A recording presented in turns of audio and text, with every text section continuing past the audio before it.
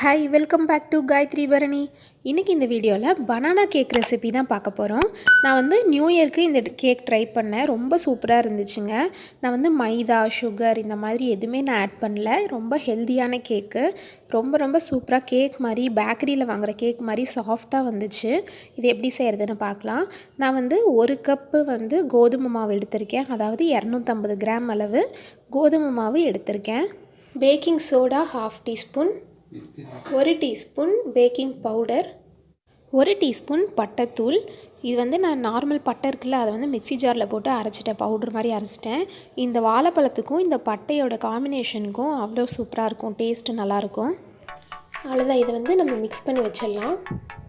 Try இன்க்ரீடியன்ஸோட work வந்து முடிஞ்சுது. வாழைப்பழத்தை நம்ம மேஷ் பண்ணிக்கலாம். இது நல்லா பழுத்த வாழைப்பழமாக இருந்தால் மேஷ் பண்ணுறதுக்கும் இன்னும் ஈஸியாக இருக்கும். நான் வந்து 2 வாழைப்பழம் எடுத்திருக்கேன். இதை வந்து நம்ம ஃபோக்கில் இது மாதிரி மேஷ் பண்ணிக்கலாம். நான் வந்து 2 வாழைப்பழம் எடுத்தனால கேக்கோட அளவும் வந்து நிறையா வந்துச்சு. அதுவும் இல்லாமல் அதோட ஸ்வீட்னஸும் வந்து கொஞ்சம் நல்லா தித்திப்பாக டேஸ்ட்டாக இருந்துச்சு. கேக்கில் வந்து பனானா ஃப்ளேவர் டேஸ்ட்டும் வந்து நல்லா வந்துச்சு. இப்போ நான் வந்து ஒரு இன்க்ரீடியன்ஸாக இந்த பவுலில் சேர்த்து நான் வந்து பீட் பண்ண போகிறேன். ஹேண்ட் மிக்சரில் பீட் பண்ணி எடுத்துக்க போகிறேன். பட்டர் வந்து ரூம் டெம்பரேச்சரில் 100 கிராம் நான் எடுத்திருக்கேன். இதை வந்து ஹேண்ட் மிக்சரில் நல்லா பீட் பண்ணிக்கிறேன். இது வந்து இந்த மாதிரி நல்லா பீட் பண்ணனால கடையில் வாங்கின கேக்கு சாஃப்டாக இருக்கும் இல்லையா, அந்த மாதிரி கேக் மாதிரியே இருந்துச்சு, நல்லா சாஃப்டாக.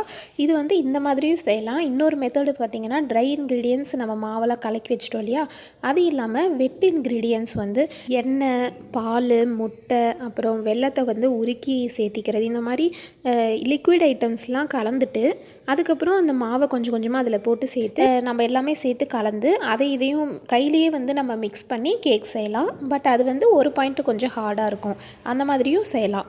வெல்லம் வந்து 1 கப் கோதுமை மாவுக்கு 3/4 கப் வெல்லம் சேர்த்துருக்கேன். இந்த அளவு வந்து கரெக்டாக இருந்துச்சு, தித்திப்பாக நல்லா சூப்பராக இருந்துச்சு. அடுத்தது நான் 2 முட்டை வந்து இதில் சேர்த்துக்கிட்டேன். நீங்கள் முட்டைக்கு பதிலாக தயிர் கூட சேர்த்துக்கலாம். 1/4 கப்பு வந்து தயிர் வந்து நல்லா கெட்டியான தயிராக சேர்த்துக்கலாம்.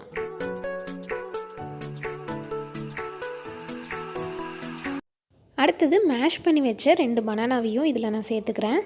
அடுத்தது 1 டீஸ்பூன் வெண்ணிலா எசன்ஸும் சேர்த்துக்கிறேன்.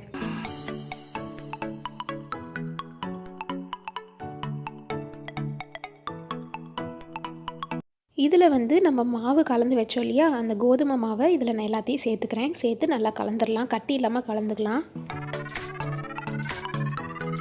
இது கூட 1/2 டம்ளர் நான் பால் சேர்த்துக்க போகிறேன். கொஞ்சம் கொஞ்சமாக சேர்த்து கலந்துக்க போகிறேன்.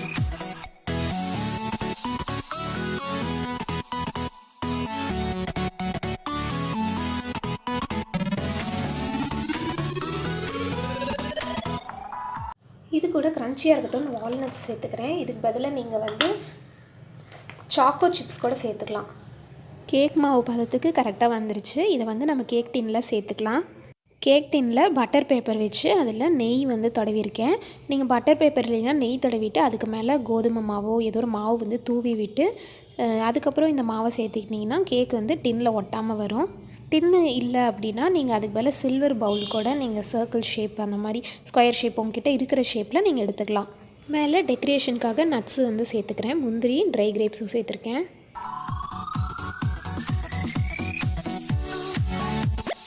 நான் வந்து குக்கரில் தான் இன்றைக்கி செய்ய போகிறேன். அதுக்கு தூளுப்பு வந்து கொட்டி வச்சுருக்கேன் ஒரு லேயரு. அதுக்கு மேலே ஸ்டாண்டு வச்சு இது ஒரு 10 மினிட்ஸாக நான் ப்ரீஹீட் பண்ணி இந்த மூடி வச்சு இப்போ வந்து நம்ம ரெடி பண்ணி வச்ச கேக் டின்னை இதில் சேர்த்துக்க போகிறேன். இதை வந்து நான் 45 நிமிஷம் வந்து நான் பேக் பண்ணிக்க போகிறேன். இதை மூடி வச்சுட்டு மீடியம் ஃப்ளேமில் வச்சுக்கிறேன். குக்கரில் வந்து விசிலும் போடல, அதோட ரப்பரும் போடல. 45 மினிட்ஸ் கழித்து நம்ம பார்க்கலாம். கரெக்டாக இப்போ 45 நிமிஷம் ஆகுது. கேக் பாருங்க சூப்பராக பேக் ஆகிருக்கு. இது வெந்துருச்சா இல்லையான்னு நம்ம செக் பண்ணிக்கலாம். ஒரு கத்தியோ இல்லை டூத் பிக்கோ வந்து உள்ளே நம்ம விட்டு பார்த்தோன்னா எதுவும் ஒட்டாமல் வந்துச்சுன்னா நல்லா வெந்துருச்சுன்னு அர்த்தம். இப்போ நல்லா பேக் ஆயிடுச்சு. இதை நம்ம வெளியே எடுத்துக்கலாம். இது வந்து நல்லா ஆறட்டும், அதுக்கப்புறம் நம்ம பிளேட்டுக்கு மாற்றிக்கலாம். பாருங்கள் எவ்வளோ சாஃப்டாக இருக்குது.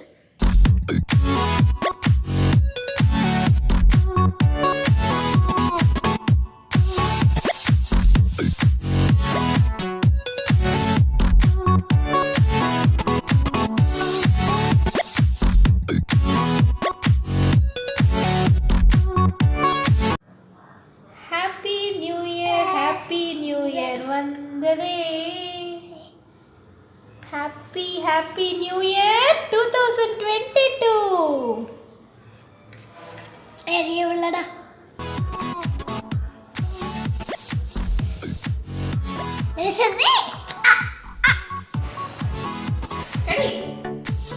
Happy new year. எனக்கு